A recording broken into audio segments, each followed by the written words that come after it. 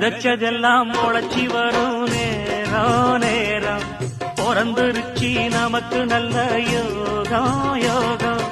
உழைக்கிறவன் பெருமையெல்லாம் ஊரே பேசும் உழவனுங்க இழைச்சி புட்டா ஏது தேசம் பட்டணத்து மக்கள் எல்லாம் சொத்துலதான் கைய வைக்க